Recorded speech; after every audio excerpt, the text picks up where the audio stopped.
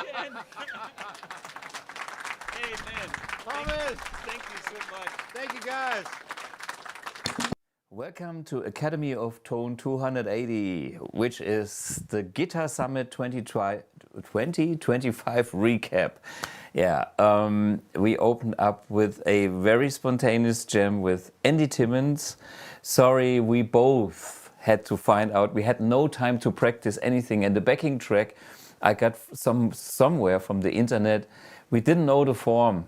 We know the song, but we were surprised. Anyway, I want to thank Andy Timmons so much for joining in and being a guest and on a cold call, so to speak.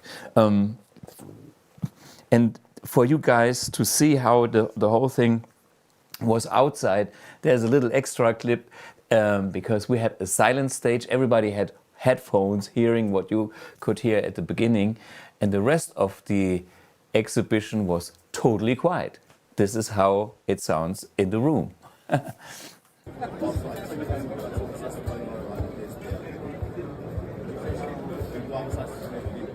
Yeah, so, okay, that's the way it sounds outside with the headphone stage. So the headphone stage was only one thing that was happening at the Guitar Summit 2025. For us, for me, it was such a great event. It was superb meeting all the people, meeting all the musician friends, meeting the industry people, and connecting. And,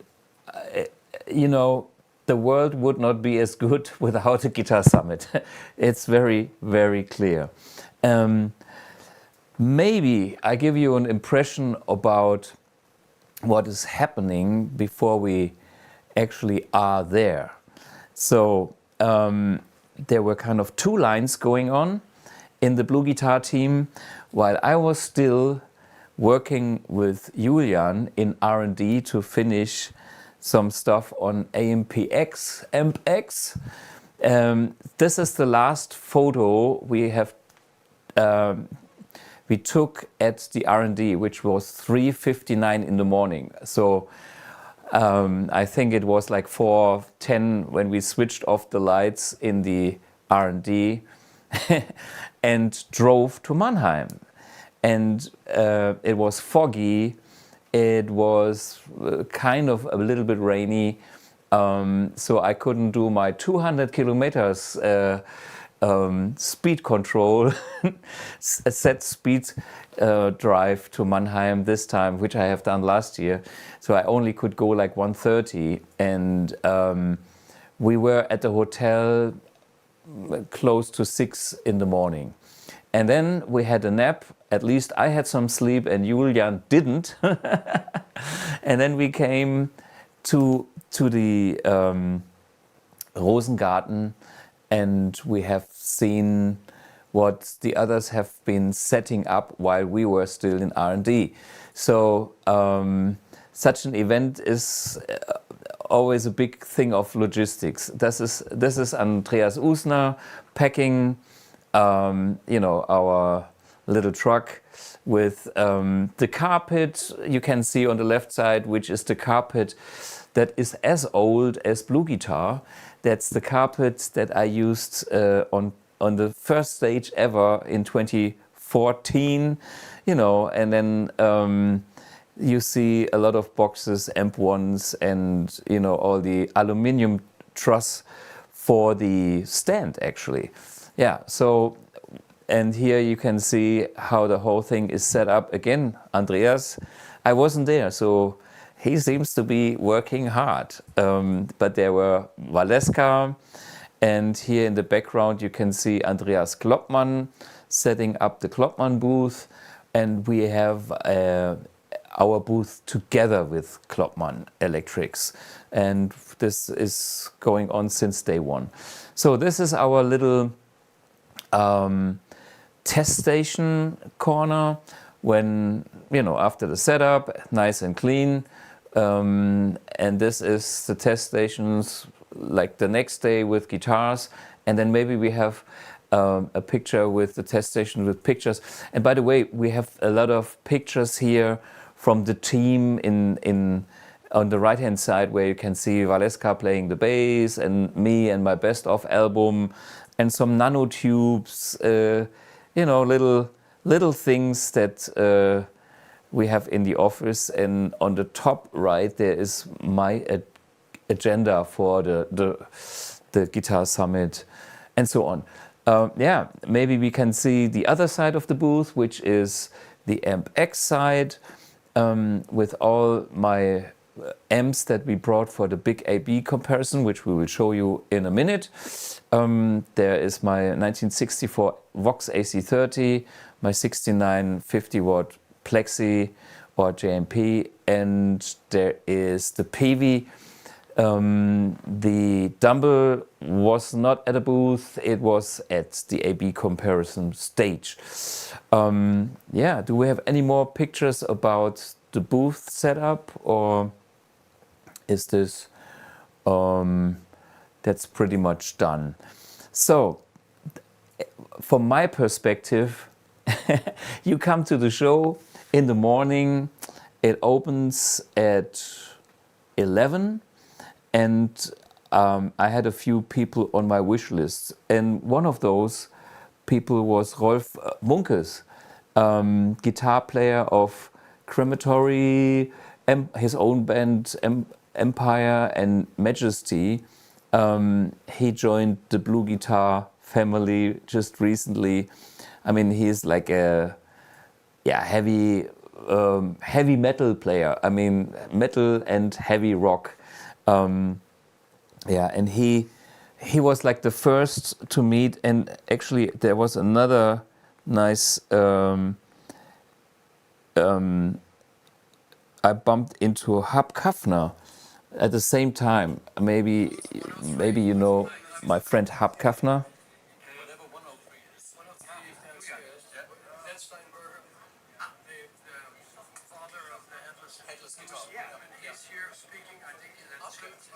Yeah, Hub is a very old friend of mine from New York, and he is EMG pickups, and I see him all the trade shows. I was with him in China, in Shanghai, and we had just great times. On Friday, I also met people from Germany a lot, like Sascha Gerstner, who plays with Halloween, Freedom Call, and is a very tall guy. He's officially, I think, with Blackstar, but he also has an Amp1, of course. Then, there was Kudel of the Toten Hosen for the Germans, the guy with the cappy. And Martin Engelin in the middle is the bass player. We had performed on our headphone stage, and Andreas Klopman on the right. Then I met people like Max Cloud, who is a killer, jazz fusion guitar player. I share a lot of his performances when he has a weird guitar. I will invite him. This guy is interesting, and he has also interesting settings with the Amp1. Maybe beginning of next year he will be on the Academy of Tone. Then there are people like Christian Strieder, who is the fan who is everywhere. Every concert I play in Nordrhein-Westfalen or in the middle of Germany, he is there, and he's always wearing a one shirt. And of course he was also coming to Mannheim. Then I bumped into Sören Jordan, another German guitar player, Jimmy McGowan, who was here at the Academy of Tone. This is the guy who is in the ABBA Maniac or whatever project, big thing. Then I met people like Jack Gardiner, the killer guitar player, scary, fast and fluent, and what a nice guy. And then, some people like John Brown from Monuments, killer metal guitar player, unbelievable riffing. Riff Hard is his thing. He makes also seminars and things like that. Stephen Fryette, Amplification. Yeah, we actually wanted to do a bit more, and we couldn't find the time. So stay tuned for that. When I'm going to Los Angeles at NAMM, definitely I will have a long, intense conversation, because Stephen, to me, is a very knowledgeable guy when it comes to tube amps, and the products that he designs are, I would say, the all tube style products in the modern way. If I would be using the good old school tubes, I would do what he is doing, because he is on the edge of what people really need in modern days. I just love the guy because he's doing the right things, and he showed me some of his upcoming stuff. Great. Yeah, so what a great guy. And then, yeah, we bumped into Jörg Tandler, a German guitar builder, the guy on the right. I owe you guys an episode with him, because he builds great guitars. I will do a series about German luthiers, important in my life as well. And what a humor this guy has. Well, then there are people like Glenn Fricker, the Canadian YouTuber, metal guy. And then, there's like the musicians. But before we go into the musicians, Valeska and her friends from the Saarbrücken metal scene, which is the Colby Surround Studios. And we have to mention, of course, Emanuel Knorr, who is the host of Academy of Shred. We actually played together a little bit. So Academy of Tone meets Academy of Shred on stage. And Emanuel was doing a fantastic job. I mean, he was filming a lot. He did actually a live stream that I did spontaneous on, was it Saturday night? There's our little jam with Julian checking the sound. That's the BluGuitar and Klopman stage, which was such a great stage. We had a little lottery once. It was always crowded, but at the lottery everything was nobody could even walk in the hall anymore. I don't know if we have the picture or the little video. Unbelievable.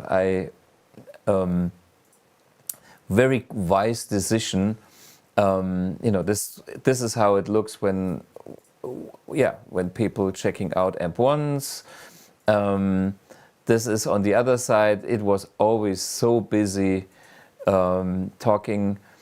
This is Frank Panet doing his kind of clinic for Klopman. Andreas with the headphones on the back. So there were 30 headphones, and they were always busy. Maybe we need even more next year. That's the only way how to be able to perform and really talk to a bunch of people. But therefore the whole show is quiet. Then I did a little set with that young Rudi Beinroth from Hamburg, which is always so cool to play with Rudi, because he is he's just a great talent, and every time to play with him it's fun. This guy has a future. Then we had all the other people coming. Martin Engelin, the bass player. I played a set with him. And then in the evenings we did the family photo, which was also great. But I also did like a few performances on other stages. Like for instance, I had one downstairs. I think it was, what was the name of the stage? Forgot about it. And this was, somebody was filming me there and put some rocket boots, and I was impressed about my clinic. See what happened there, which is funny.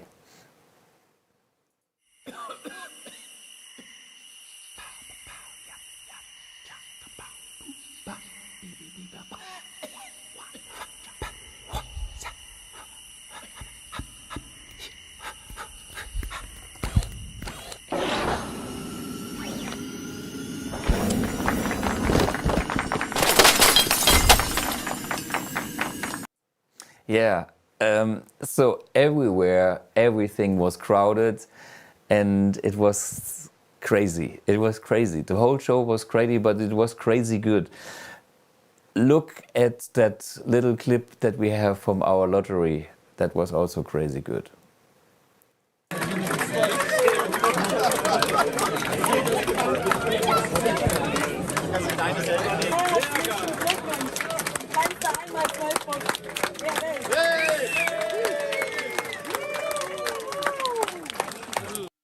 Yeah. For me, the show was simply killer. But of course, it is also a little bit exhausting here and there. But from what I have put on my wish list, I have achieved almost everything that I put down on the list. And, you know, I was going through the whole program guide with everybody coming there. Matthias Eklund, maybe you have seen our walkthrough video. At least I could wave to Matthias. Andy Wood, I was playing with, you know, but I met Joe Landreth backstage and we talked, which was great. So, you know, a lot of people I could connect to, and you know, Billy Sheen was there at the jam, Peter Sonntag was there at the jam. No, he was not there at the jam. I met him, but yeah, so many great people. Then, looking for Friday, I was invited at Udo Pipper's seminar at Electric Stage 1, The Future of the Tube Amp, in German, of course, with Andreas Hecke from Tube Amp Doctor. That was quite interesting. Yeah, there will be a follow-up on that one. But that was my highlight of the show. As a goal that I wanted to achieve is I wanted to demonstrate where we are at with Ampx now. And the big thing for me was the A-B comparison between Ampx and, you know, 4Ms. And the whole thing started a little bit improvised, let's put it that way. So we were setting up, and while setting up we had many cables, and actually I have to shout out a big thank you to Klotz Cables, because they provided all the speaker and guitar cables we needed for the reference amps or the originals and the Ampx. And it's important that we have the same cables going into every amp, same speaker cable, same length, and the same guitar cable. Okay, thank you, Klotz, And by the way, I really like those cables. I didn't choose them because they were willing to provide them. No, because I really like those cables because the cables are very, very low capacity. So that's important to have a maximum signal integrity. And the other thing I have to mention, which I'm also super thankful, I was asking KHE for a switcher. I'm actually using that 4-channel switcher here all the time in the video studio, and that's like the small version. And I didn't want to take the studio apart, so I was asking the guys, and this one I actually bought, and they gave me this for free. I just had to pay some fucking import tax because the company is from Switzerland.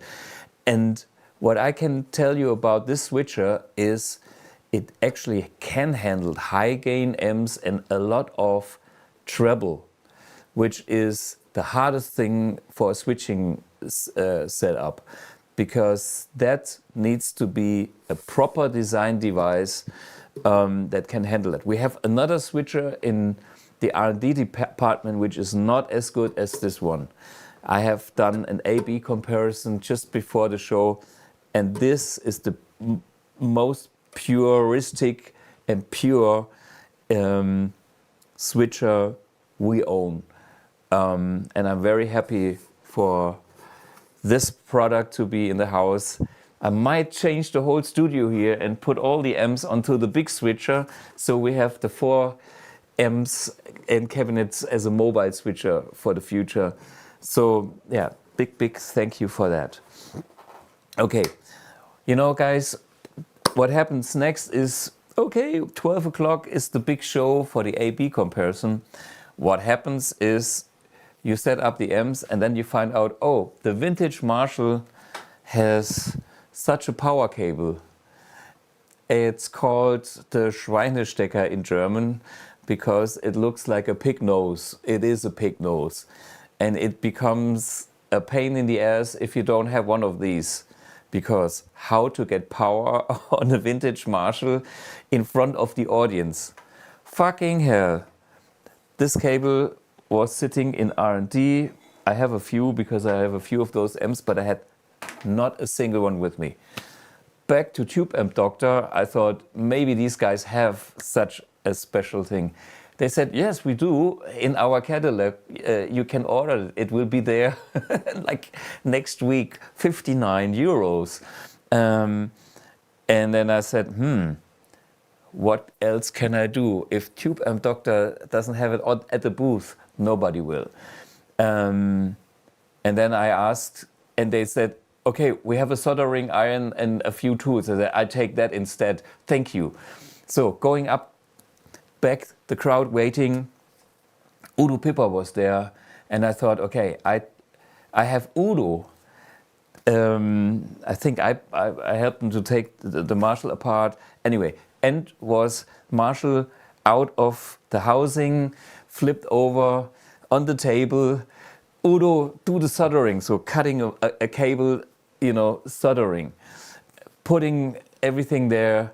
The guy said, okay, we have a special line just in case something happens.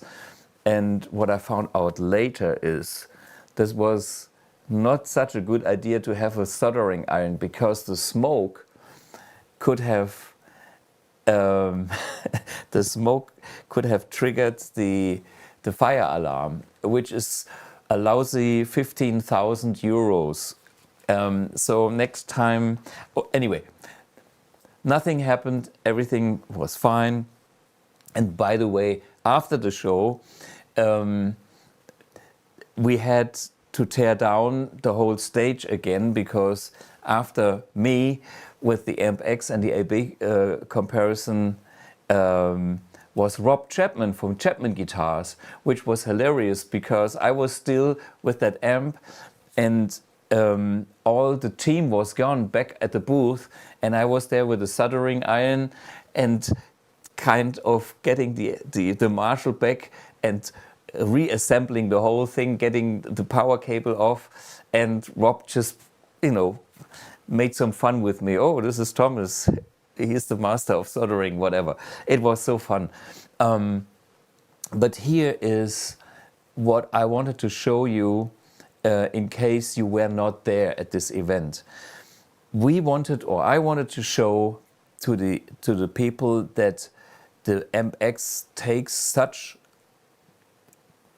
long time because we do care about all the details, and it's worth doing it because in this A/B comparison we had no time for sound check. So what I was doing is we just cabled everything up. The switcher was there. I didn't have any time for volume adjustments, but what I could do is getting the settings of the original amps to something close where they were, and then having the Ampx, recalling the amp, and then everybody who was there could see there was no fake or there was no nothing. It was just the super quickest possible demo. And the first amp I was A/Bing is a very, very, very critical amp. It's my Vox AC30,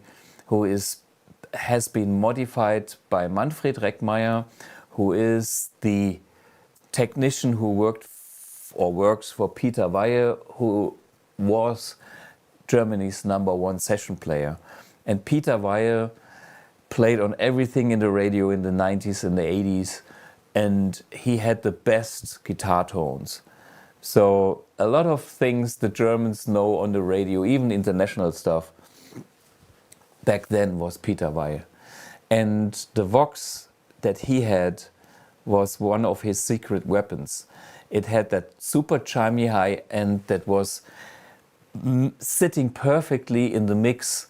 When you do guitar arrangements, you have some stuff in the middle, and then you need something that is almost like an acoustic guitar.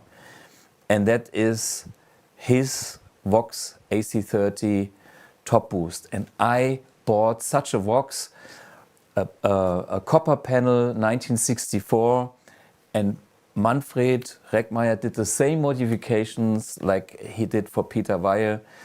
And that amp became one of my secret weapons as well in the studio. And yeah, here is the A/B from that thing on stage. Enjoy.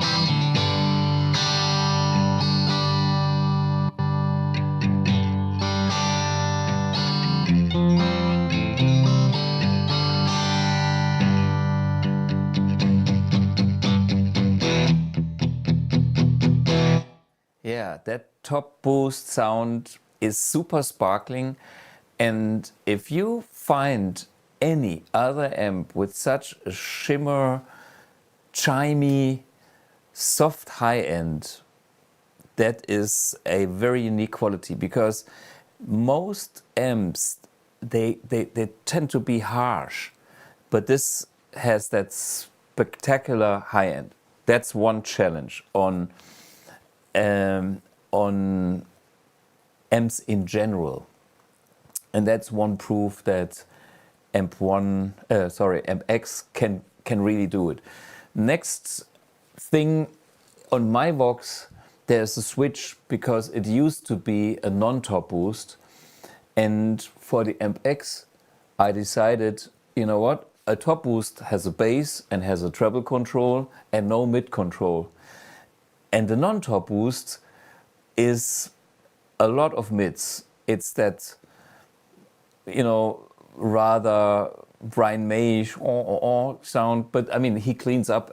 It's shimmery as hell as well, because he uses a a range master treble booster, so he knows also how to get that shimmering, nice high end. But his amps are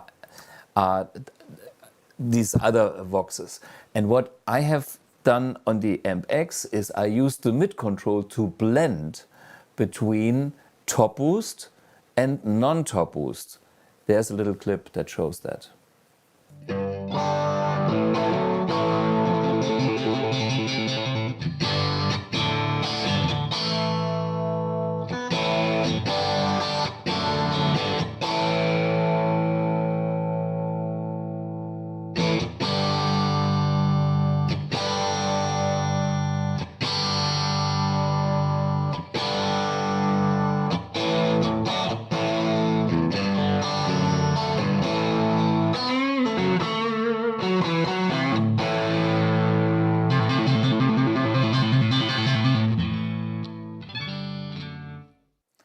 Well, so that's one kind of a, you know, clean to overdrive sound, vintage style, which is the world that I live in, that I love. And of course, I love clean sounds as well. And there are very different style of clean sounds. And one very special clean sound is that famous Dumble clean sound. Dumble clean sounds, John Mayer, talk to your daughter, what's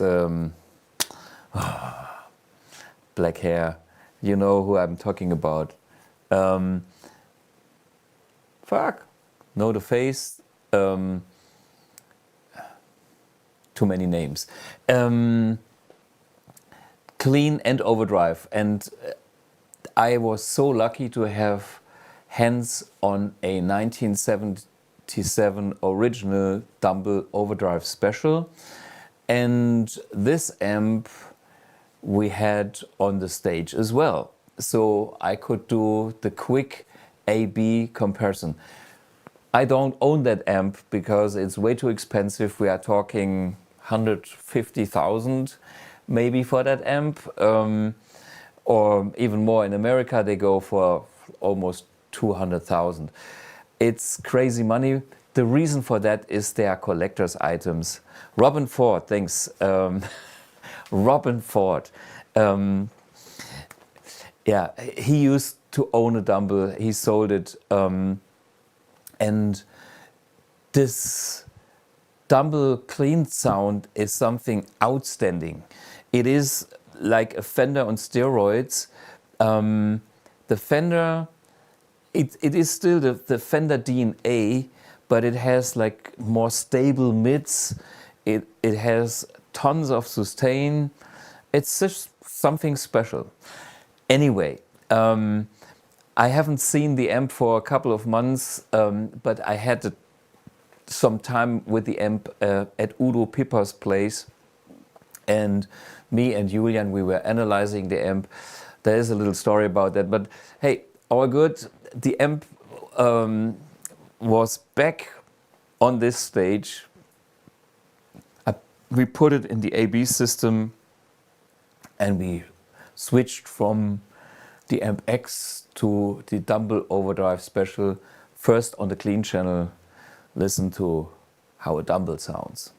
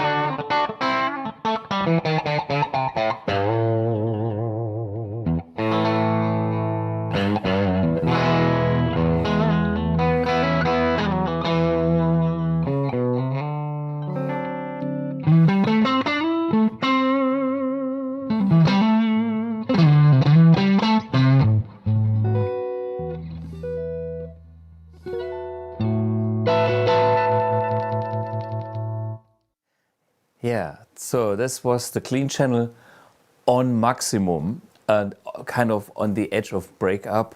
You can of course dial in other sounds as well. You know, this was just one setting that I A-beat, so you can see and hear how it is in my hands. If you would play it, you would maybe play different things, or you would like to have different settings. But hey, you know, somewhere we have to start. And also one thing is very important.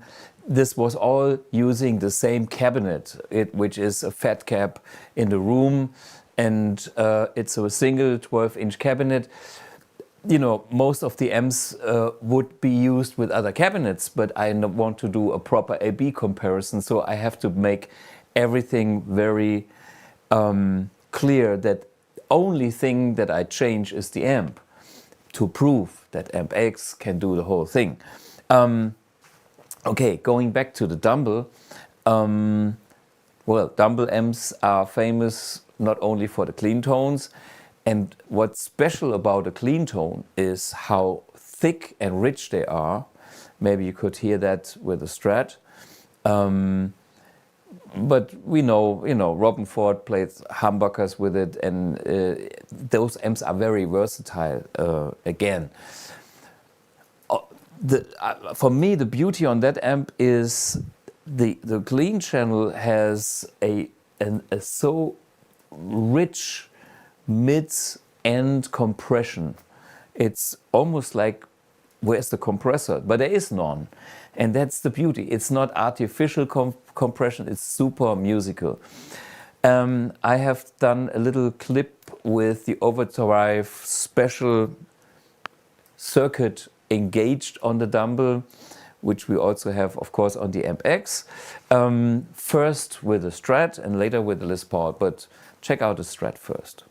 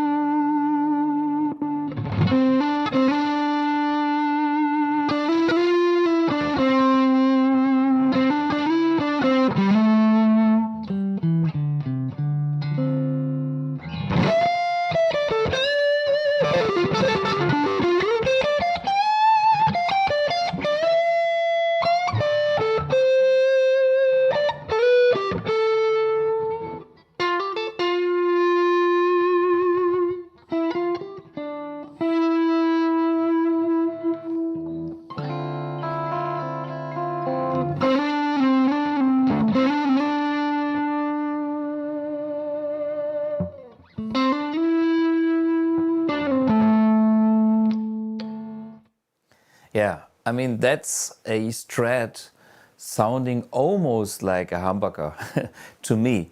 And that's the beauty of that amp for me. And of course, you can combine an amp with any guitar, and there are lucky combinations. To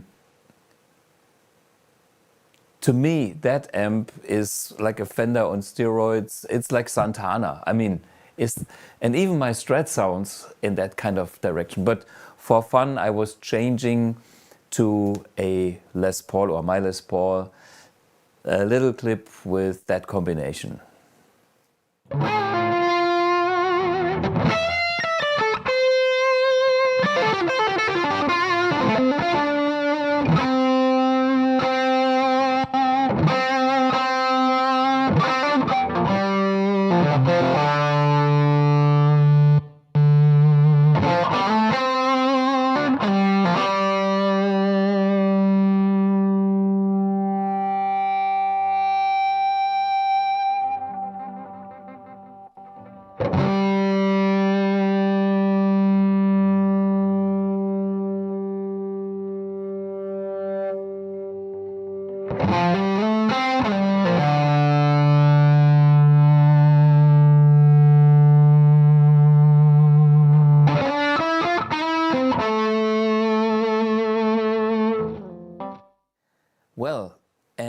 the next candidate was my 50-watt Marshall, 1987 is the model, JMP. I call it a Plexi because it was my first Plexi style amp, even though it's from 1969, which is not authentic Plexi as the real Plexis.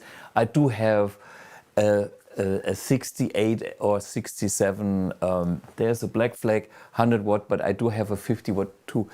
But this amp that I show you next is my main Plexi amp that I bought when I was very young, maybe 17, 18 or whatever. And I have tweaked that amp to my personal tastes. So I put in different tubes, 5881s. It's a more or less 6L6 style tube. And slightly micro changes. But I am so happy to have that amp back in my arsenal now on the Ampx, which I will, I can play it live now because I do have an Ampx. Check out that amp. It is a little bit sweeter than your regular Plexi, which is a bit more aggressive in a way. But of course, with my Stratocaster, that can be slightly over top. And therefore, I tamed it a little bit and made it sweeter. Check out my 50 watt Plexi Marshall AB comparison.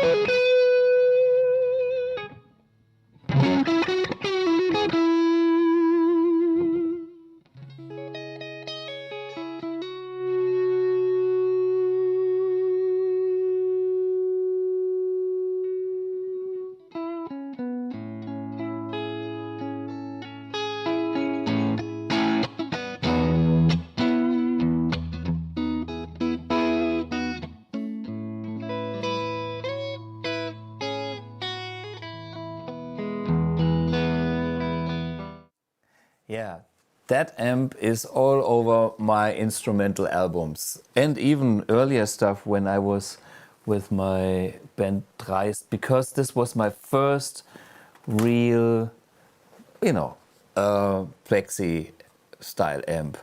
It is basically my voice, and this was kind of the pure version of it now.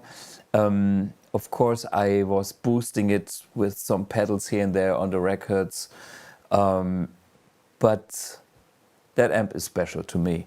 And that shows all the nuances we can do on the Ampx. I can really get all the differences of any of these amps that I have in my collection, or any amps that I want. And this is so important to me because just one great sound is not satisfying me. Okay, and finally we have a gain monster, which is a PV6505, which is basically a 5150. And yeah, check it out. Play it with on my Les Paul.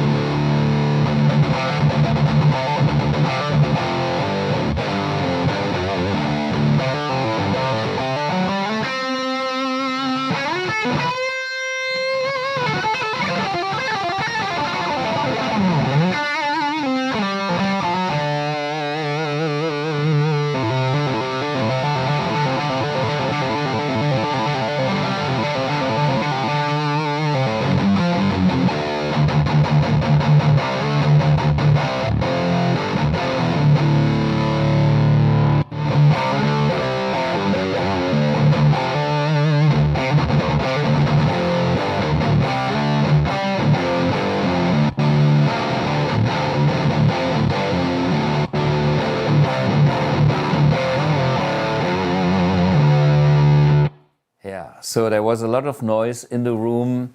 The PV, has of course a master volume, but the Marshall before that was setting the volume because there was no power soak, and I was cranking the amps because this is where they live and where they sound best, and that's what I was aiming for, to get the best possible setting of every amp. Plus, Ampx can do all the other settings as well. The treble control is that particular treble control of that particular Marshall, and the same goes for the PV. So we are not only modeling one sound, which we have demonstrated you guys now here for the AB, but we could have any other setting as well and AB this as well. This is something nobody else does. And we will explain in the future what we are doing there, because this had to be invented. And there is where time flies and why things take so long. But at Guitar Summit, there were tons of YouTubers around, and as we had no noise option on the booth, and doing headphone demos for such a puristic approach like what I have done in this demo here, I thought we didn't have any option at the booth to listen, because such an defined amp should be demonstrated like on that stage. And there were some clever guys from the Studio Rats. Paul from the UK came and said, you know what? There's a room we can get into.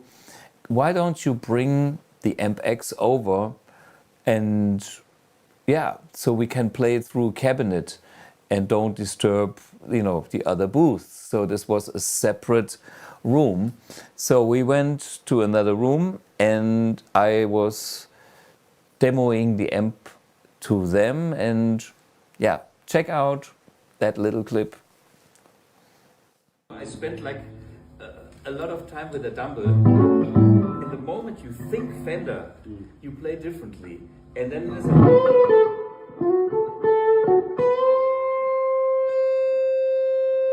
simply think Santana.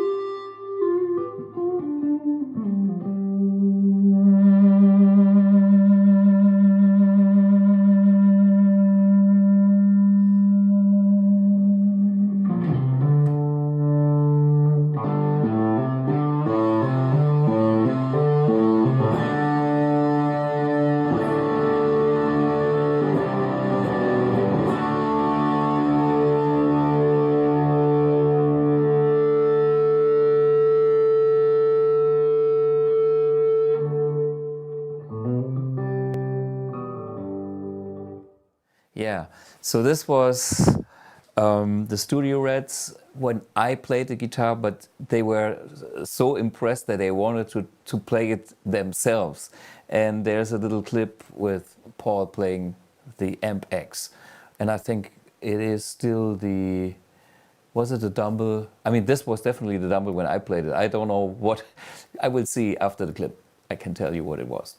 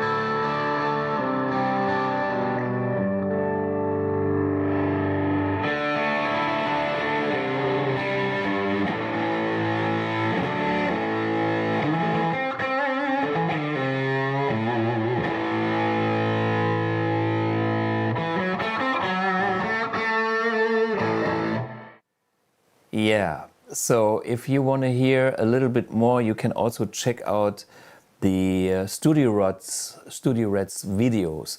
And mind, the sounds you are hearing are played at pretty low volume, because we could actually talk over the guitar, or at least at the same volume. This was not like highly cranked or anything. No, this rich tone exists at speaking volume, and that's how rich the Ampx sounds. That is also one of my goals with that Ampx. It needs to be thick and rich like a crank tube at any volume. Of course, there are some other video guys that came to the booth, and so check out the Studio Rats video. Check out Musiker TV video, the German channel, because he also was shooting a little bit at the demo. Then there was Session, Olli from Session Frankfurt in German. That's always very funny with Olli. Olli is quite a character, yeah. And then, of course, we have done our own live stream about the Guitar Summit. If you haven't seen it already, the walkthrough is the first thing that I do in the morning. You know, come to the booth, see if everything is there, and then I started the walkthrough 11:30 kind of, because 11 was opening, and by 11:30 some people were still lining up to get in, and the place was not that crowded. But when you see the walkthrough, it's basically from 11:30 to 12 o'clock, and unbelievable how many people already attended the Guitar Summit the first day at that time. Yeah.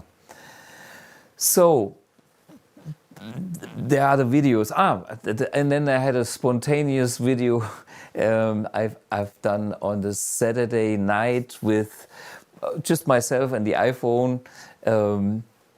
And then Andy Ferris just came by the aisle, and I said, "Hey, Andy, what are you doing?" And then I kind of draw him in and ask him a few things, what his highlights about the show were. Andy Ferris is a great YouTuber, yeah, and he was my spontaneous guest on that Saturday night surprise live stream. And then, yeah, there's tons of people that make pictures and little video clips and tag us, so you can find some on our social media or on other people's social media, tons of the things. So maybe a few more words about Ampx, because I can see something going on here in the chat. Thorsten Golder is asking, is it already decided which amps and pedals will be included by default in the Ampx? Well, everything you have seen so far will be on the Ampx. Then there will be, you know, the Mercury and the Iridium edition with all 4 channels, and there will be, you know, boost and stuff and so on. Now comes the point, and that's something some people will not like to hear, but I always told it. For the Dumble, for instance, you have to pay extra money. Why? Because BluGuitar and Ampx, we put so much money into the Ampx, and we sell the Ampx for 2,000, whatever, 1999. And that money, for that money, you get the M1 Iridium and the M1 Mercury edition and all the standard effects like reverb, some delay, but blue box, different IRs for even more than the standard, and actually you can do already anything with that. So that's not a problem. If you can't make music with this kind of setup, give up. But here's the point. We have done all these amps, the Marshall, the Vox, the Tweed Deluxe, the Blackface, Super Reverb we have to do again. But all these amps will also be available. And here's the point. These amps will be on the Ampx when it ships, and we will bring out new amps in the future, and we will bring out new effects. You can upload those, you can try them out, and you can play them with your guitar in your setup with your Ampx at home. But I will make some little gap in the audio or some kind of disturbing noise. Maybe the gap is the sweetest thing. I haven't decided on that one yet. So if you really want to play that dumble, you have to pay for it. The reason for that is we have to recreate such an amp on the Ampx platform. And talking about a dumble, I can tell you it takes months. It's not like a profiling process where you have one snapshot that you get with your Kemper or your Quad Cortex. No, you will get one amp that has all the settings of the original. So this one amp is a character monster being flexible at the same time. And it's not like I have to collect whatever 10, 50, 150 high gain presets or 10 of any. No, you have one great amp, and this is what you have to use. And therefore, you will have those on the amp, but if you want to really use them, you have to pay, or you have to live with a flaw that is intentionally in the sound. And it's not because anybody wants to get rich, no. It's just to make it happen. Maybe some other company like Line 6 would handle this differently because they have a range of products that starts with whatever, $199 and ends up with a new, what is it called, Helix Stage or Stadium. And they can use the same algorithm on all their platforms. And then that is wide enough so they can make the money on that end. We cannot do this. It's simply, we are boutique, we are small, and we give everything into quality, and that costs time and money. And that's how it actually needs to be, so we can provide that. Nobody will be happy if we go bankrupt and then have to stop the whole thing. That is a fact. And by doing that, we have a budget to make such precision sounds. Just like the amp, we do it on anything, tape delays, anything. This is the level I want to work on. That's super important. And it is not a subscription model, so you will own the sound. Once you have bought anything from us, it's yours. Okay?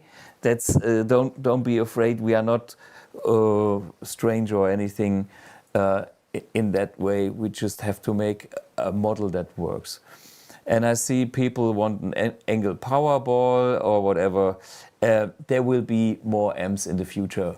You probably know me, and there will be a few different categories. So there are the BluGuitar originals, which are for free, and that's okay. Then there is my Thomas Blue private collection, which are these bodies in the room, and they are not stock amps. they are special amps, like my Vox, it's specially modified. And then there will be like the classics, like the Fender, which is not modified, but it's just a great vintage 1964 super reverb. So it's there will be different categories. Dr. McFarlane's studio, hey, greetings to Nashville. I think it's better than Synergy products.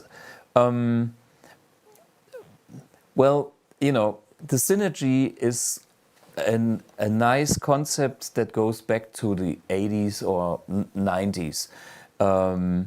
It used to be started by Rendell. Maybe you have seen the Rendell amps with the modules, and Synergy is like the next version. And for what they are doing, I think it's great.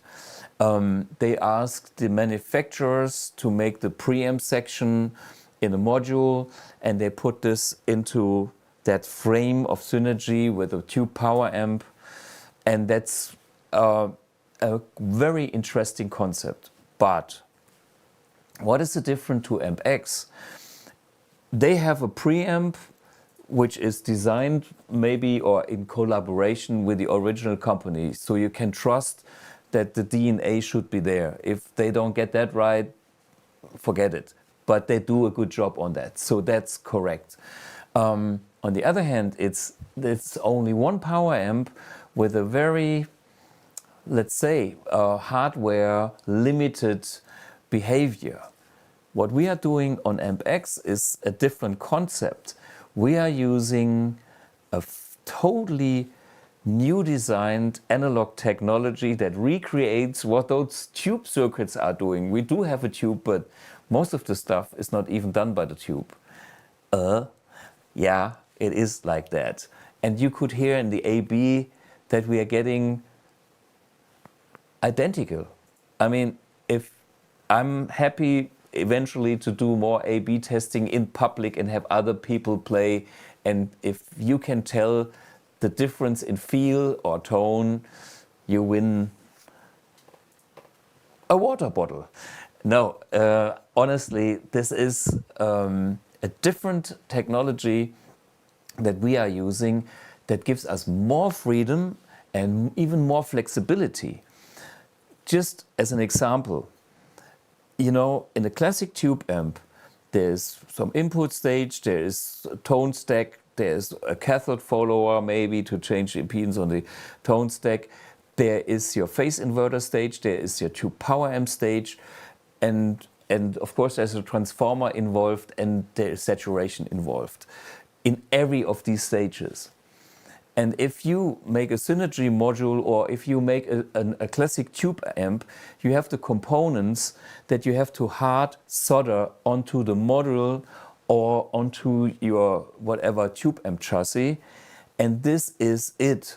This is what you get. You have chosen a certain value, and that value defines the sound.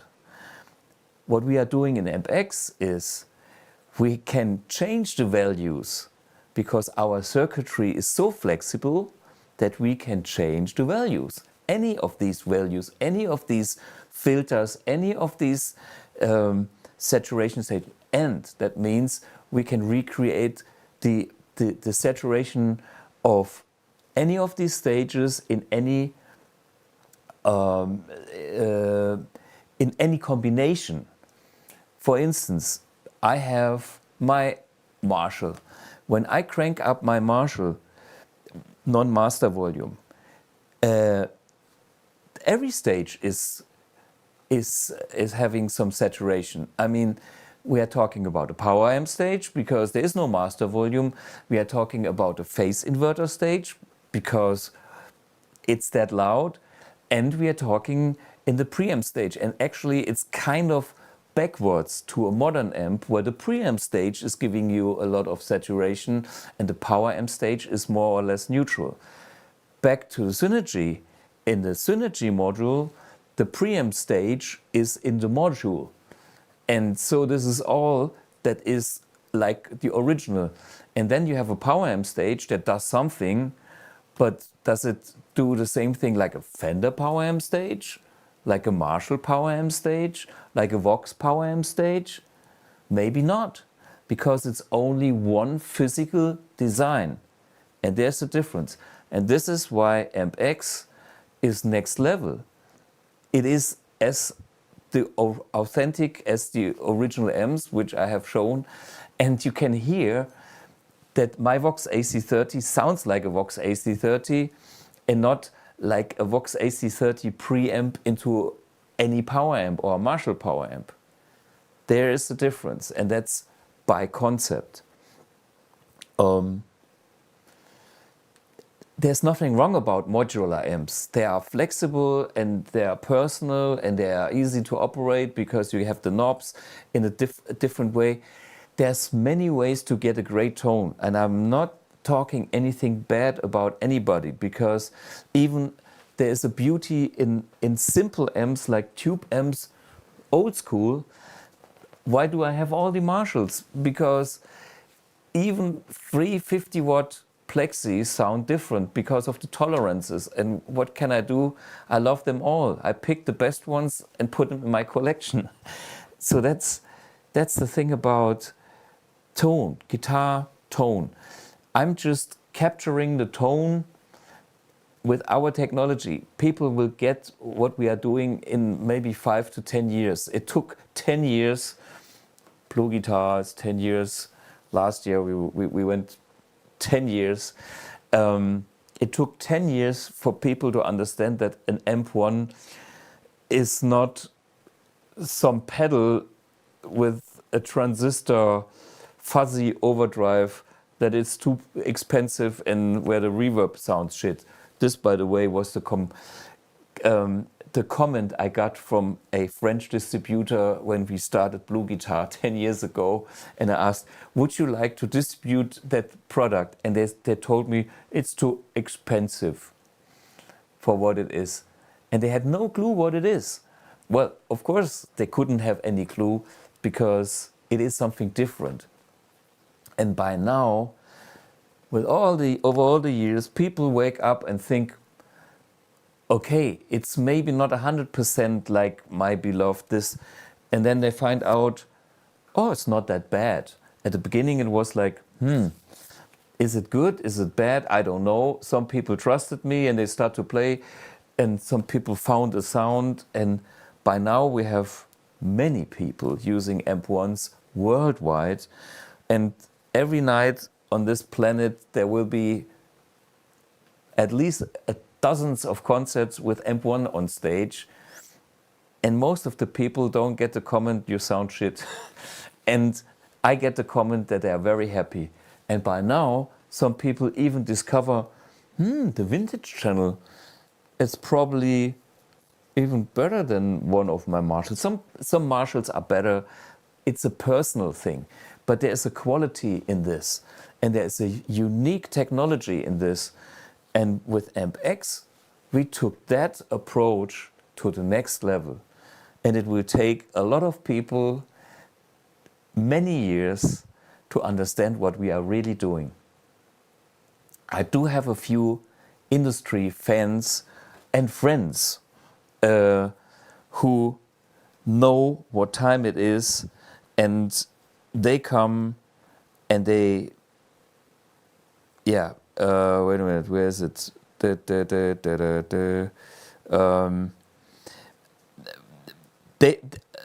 I'm sharing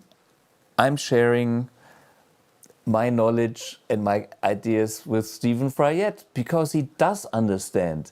He knows tube amps, and he's about one of those few people who understand what we are doing. And I'm happy about that. And you know, he's doing his thing, and I'm so happy for what he is doing, and I'm proud of what he is doing. And you know, I'm also proud of people like Dave Friedman, that they really create a sound. Maybe you don't like the sound, but it's a sound. This guy, it makes a huge contribution to the guitar scene, because it's not the stock Marshall. it's that Marshall with a twist. And we need these people. And therefore, yeah. What I'm doing with BluGuitar is just a different concept. But I'm trying to make my contribution with sounds and a flexibility. I mean, there's a beauty of a tube amp that has only a few knobs because you have not many choices. And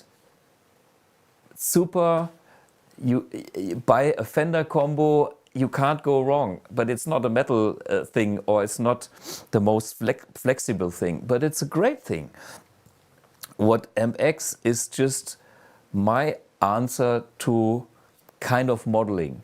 Knowing that I will never have hundreds of features of the modeling things, but I have the essentials and I have them right. No compromise. That's what I'm here for. Okay, I think that must be enough. There will be some more episodes on Ampx soon. I will invite Julian and we keep you guys posted. The message of this show was we have stopped to design the hardware. The hardware is in production. By the way, tomorrow morning it shows up 3 days after Guitar Summit. As usual, We were dreaming about having the finalized PCBs in the housing at Guitar Summit. Guess what? We are basically a week too late. 2 weeks too late. If it arrives tomorrow morning, it would be Thursday. It needs another week. But hey, we are there. And now it's only software. Only software. And every day we have a checkbox and we have more checkboxes. And now it feels right because the foundation with the hardware is done. And what we are doing now is working on the software and getting our sounds back, because Ampx is now on generation 7. We designed Ampx 7 times, and we had to design it 7 times to be able to keep my promise. Any amp and pedal at the quality level that I don't regret it, okay? Sorry, my level is pretty high, but 7, it took me 7 versions. And that's now finished. And all the amps that we have done on version 3, which was the Blackface and other amps and the Tweed Deluxe, we have to do again, but that's only software because our hardware can do it. It's now only the software that tells the hardware what to do. And I know it will do it because we've done it in the past and we achieved the results that I'm happy with. So that's on the agenda.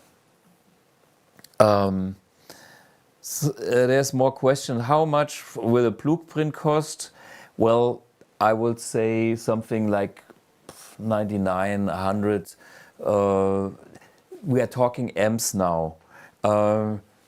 Maybe some amp needs to be a bit more expensive. I want to make deals with other companies too, but it's not about making money and being rich. It's getting a budget, and effects might be a bit cheaper. If you want mass, no class, go and buy one of those cheap modelers. They're great now. That you get everything for little money. Here it's a different game. We want to make it analog as much as we can, non-compromise as we can, and there is no alternative to what we are doing. That's simple.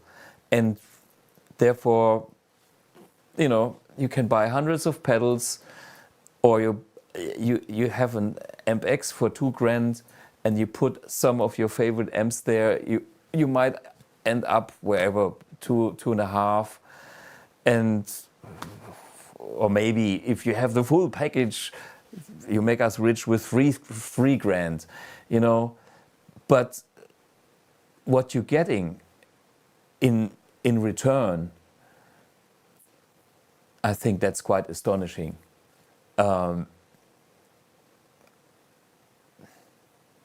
Yeah, somebody would pay the 100 for a dumble. Yeah, I mean, the original dumble, by the way, is also for sale. Nathan, by the way, is his. In America, I don't know. I heard they go for about almost 200,000. If somebody wants to buy the dumble, send me an email. I can make you a happy dumble owner. And it's a good investment because there are only so few made. And that dumble is a good one. It's the best dumble that I played, and I played a few. I played some dumbles in the past that didn't excite me at all. But hey, our dumble will not be as expensive. Okay, back to Guitar Summit. Of course, we had, all our events on our own booth. Not to forget to mention, Ben Granfeld was there. I played a few songs with him. Andreas Klopman was there doing a fantastic show with swapping pickups. For me, I go back with Andreas for so many. He's as passionate about what he's doing as I am. And we can always tease each other. We have our love-hate. No, we have more a double love relationship, but with that extra twist. Maybe you could feel that energy on that little clip with the, maybe you have seen that, which is so funny. Instagram, was it here? Yeah, here, the duck fight. Team Klopman, are you ready? All right. 3, 2, 1, fight!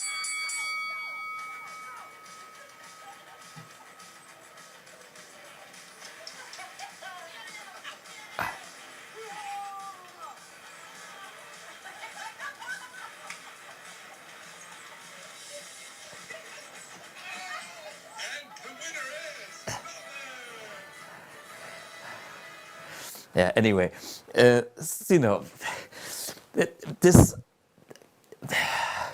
this industry is so cool because you can communicate with people on so many different levels. It's just great. I love it. I love these trade shows. I love the people that you meet there.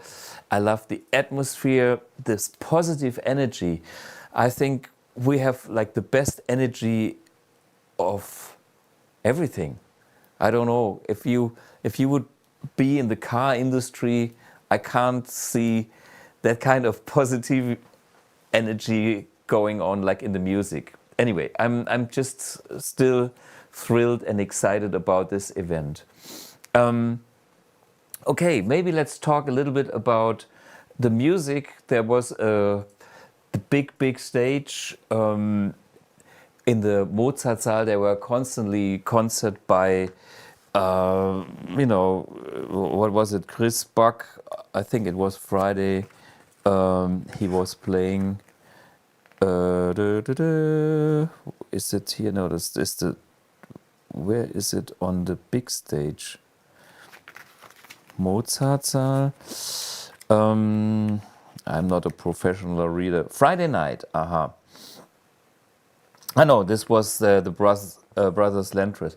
Yeah, it was so cool for me to meet Joey Landreth and it was Cardinal Black featuring Chris Buck. Yeah, and guess what? I have made a little video about Chris when I bumped into him. Check it out. Oh, we're doing a video. Cool. Yeah. What have I seen? Yeah, what have you seen, Oh, Mr. man. Chris Buck? I've seen every guitar ever made, I think, in the past 2 days. Will you join in the jam tonight? I am, yes. Me too. Awesome. What are you playing? Well, my guitar last time. Yeah. No. I remember I played your Strat. I saw a photo popped up on Facebook the other day of me playing your white Strat. It's a fucking cool guitar. And that, you know how that happened? I mean, it's like I was the band leader. Yeah. And the Guitar Summit guy came to me and said, we have this fantastic player from the UK, and nobody knew the Guitar Summit guys didn't know you by then. I didn't know you by then, and I had nothing, and I just handed over my Strat to you. I really appreciate you pulling me up for a jam. That was Yeah. that was a lot of fun. That was. What year was that? That was before COVID or Yeah, after COVID? it was before COVID. I think it was 2018 or okay, yeah. or 19. Thereabouts, yeah. I mean, life is split into before COVID and after COVID Absolutely. in my mind now. Yeah. So, well, thank you, man. I still really appreciate that. That was a lot of fun. So- Well, it was fun. It was great. And I'm so happy for you being here back, man. you know, with your band. Absolutely, yeah. They've flown home now, so they've abandoned me. So I'm left in Germany to my own devices. Did you play with your band last night, or when was We it? did, yeah, last night. Yeah, So, okay, I saw that on the schedule. It was good. It's it can be a tough crowd playing to a room full of guitar players. It's a bit terrifying because Well, most of them in the room are probably better than I am. So yeah. No, it's- there's no better. Oh well, yeah. See, we are all different, Yeah, absolutely. and you got the taste, and this is how you win. Oh, This, yeah. This guy has the tasty notes, and Well, I know 4 of the 5 pentatonic notes at this point, so I'm learning. well, I mean, 4 notes is better than the 1 note notes. I Samba. mean, AC/DC have done a lot with 3 chords, so Yeah. made more money than I have anyway. So, yeah, less is more. oh, absolutely, yeah. Yeah, so you're on the right track then. I hope so, yeah. but out of necessity more than anything. So, Yeah. thank you, man. Great to see you Okay, again. yeah, good to see you. See you this time next year, I imagine, is usually Of how this course. goes. So, thank you, Thomas. Yeah, See you Chris soon. Buck. Bye. Yep. So on Saturday night, in the Mozartsaal, there were a couple of acoustic players in the afternoon, and for me, one of the highlights was Sayce, and he is, what can I say? You know, he is on fire. If he plays, you know, it's like Stevie Ray Vaughan.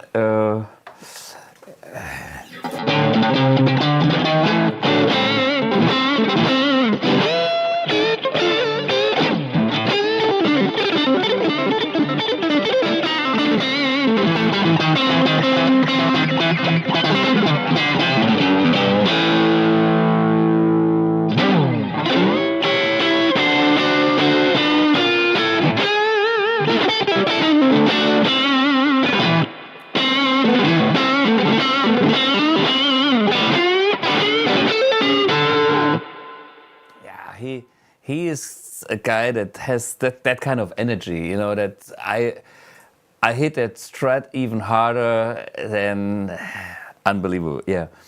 And the funny thing is, he was on my wish list to meet him. I didn't know him before, and guess what? I opened the door, and this is what happened. Little video. Hey guys, this is Sayce, and we're here backstage with his band. And he's just shortly before going on stage. We're just warming up. I'm hanging out with this guitar legend here. How about it for Thomas? This guy's amazing. Oh man, you are amazing. I will check out your set very soon. Okay, my friend. Yeah, and this is your first Guitar Summit, right? I think so. Yeah. Happy to be here. Yeah. Man, Sayce. Thanks, Thomas. So he knew about me, and we had a nice chat, which was so cool. And then I went out for sound check, and I kept my setup super simple. I brought my Mercury edition Amp1 on stage and plugged into any cabinet that was free. I think it was a Marshall. Any, you know, keep it simple. And while being there on stage, I made a little video with my colleagues setting up. I mean, next to Dweezil Zappa, Martin Miller, Chris Buck, Andy Timmons, Alex, Skolnick, Andy Wood, of course, who was the MD, and it was his band. Who did I forget? Anyway, watch the video so you know what's going on stage before the concert or at the changeover.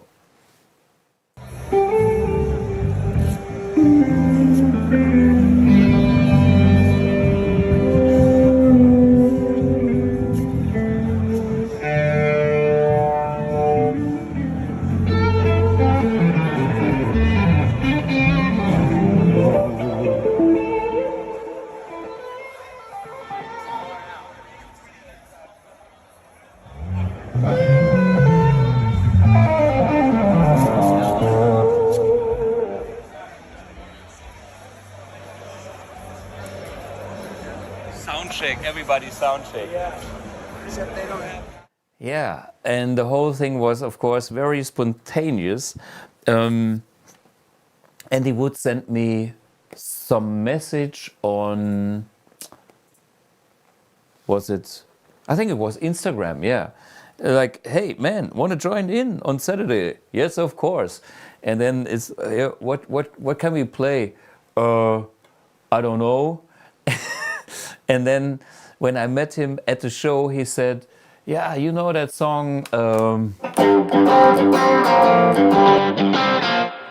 Tash, yeah, no problem. Tree, okay, no problem.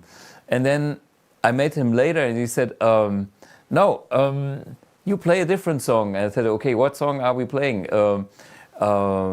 Rocky Mountain Way or something like that. I said, okay, what is this? Joe Walsh. You mean the thing with the talkbox? I don't have a talkbox, so whatever. We jam. Okay.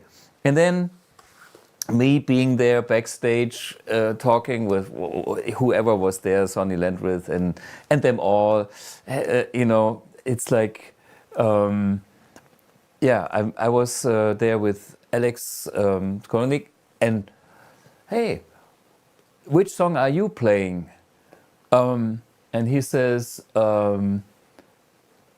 Rocky Mountain Way. I said, okay, maybe then we play together. So nobody knew nothing in the end. And then we went on stage and played that song. And while playing, Andy Wood came to me and said, hey, every player, just 2 chords. It's like slow shuffle. And then we have like a form of 2 chords. So I was talking to Martin Miller, and by the time he already gave the sign for Chris Buck to start, and Chris didn't get the message, so he started soloing, and when the beats were over, the 2 chords were over, and Martin Miller should join in, Chris was still playing because he didn't get the information. So by then some weird looks were coming on, which was like, okay, skip Martin. And then he was showing at me, I finished up my 2 chords, and then it went all the way around with Andy Timmons and Alex and who not. I mean, this is definitely jam territory, and things happen as they go. And there's a little clip of that. Enjoy watching our jam.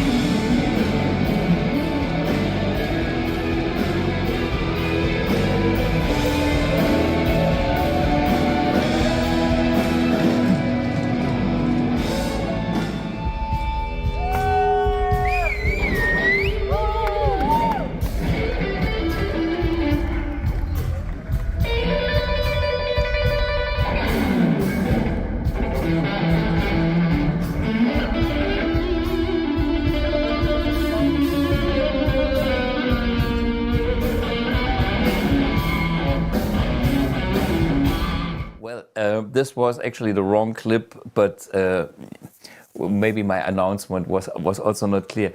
That was Rocky Mountain Way, you know.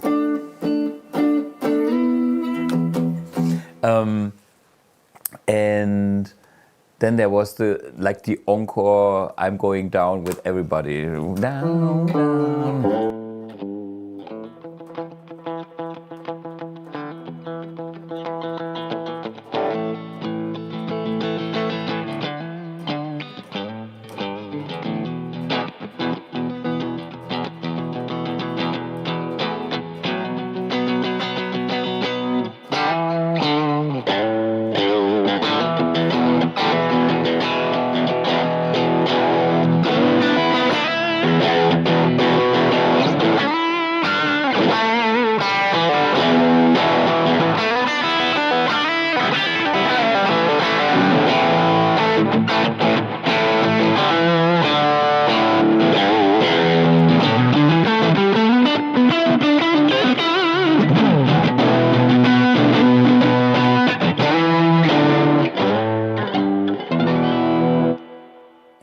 The song where we had like 2 chords each.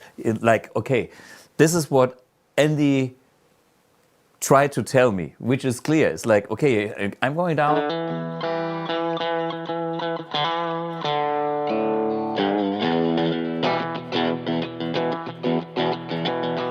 Next guy.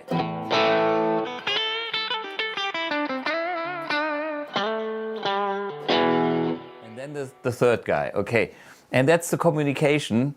Everybody 2 chords or 2 bars, whatever it means. Okay, while playing, and now you can see what happens, which is all cool. You know, it's fun, it's jam, it's loud, and it's the typical G3 final get off last song.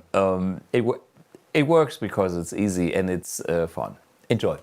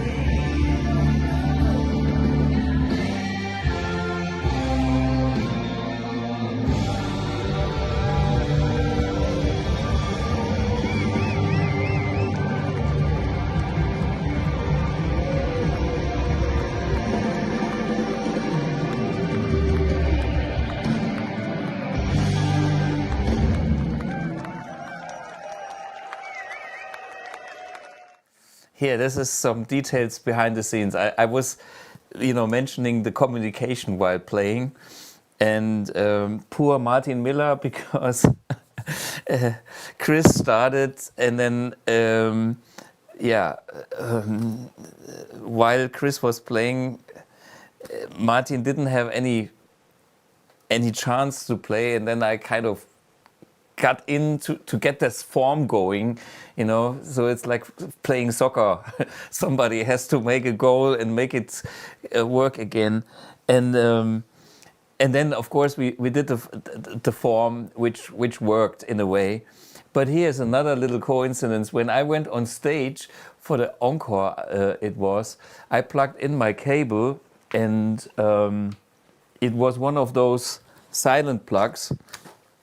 And so I plugged in the cable and I played, one note, and I said, it sounded slightly different before.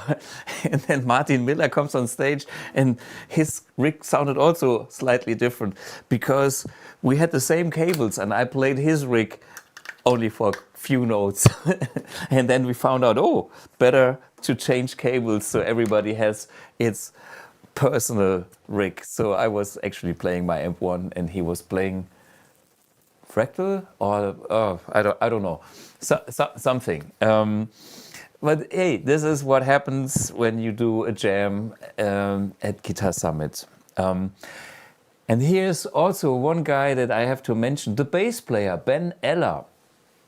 Ben Eller is a killer guitar player, guys. He is probably as good as anyone on this stage. If you don't know Ben Eller, check out his YouTube. He always says, this is Uncle Ben, and he makes fantastic videos about anything. It's like he talks about 80s hair metal. He analyzes things. A very entertaining channel and very well done. I love his content. And we started a little friendship just from that Guitar Summit 2025. I don't know where this will end, but it will lead to something good. And this is the thing about Guitar Summit. It is about meeting people, making new friends, meeting old friends, and connecting with the world on so many levels. That's such a great event. I'm so happy that we have that. Next time in this circus we will all meet at NAMM. Maybe not everybody is going there for political background reasons, but I will do the NAMM show, and I know others will also do it. Klopman and Nick Huber, because I booked our apartment already. We are staying together. Klopman, Huber and BluGuitar. And there's other great people. So I'm looking forward for the next big event at NAMM 2026. And I'm also looking forward for next week's live stream. I have to double check because I haven't spoken for a long time. On my list is Justin Humbach. He's about the fastest player with the most accurate right hand that I know. And we will be doing something totally different. We will chase tone. And I'll have him play my non-master volume Marshall with the full dynamic, with no power soak. My plan is we do parts of that in the company and then see how he will discover how to play such an amp at full blast. That's exciting to me. And we both will learn from it. Anyway, I hope you enjoyed this little recap of the Guitar Summit 2025. I'm still happy and positively energized from the event. I hope you guys are the same. And I'm looking forward for already the next Guitar Summit. It's always like After Guitar Summit is before Guitar Summit, and after live stream is before live stream. It's the same with all these events, and I'm just happy to be part of this crazy circus that is actually globally meeting people from all over the planet. The whole music industry is a family to me. So I'm happy.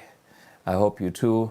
See you guys next week, and yeah, enjoy the videos and the content that you have seen from Guitar Summit 2025.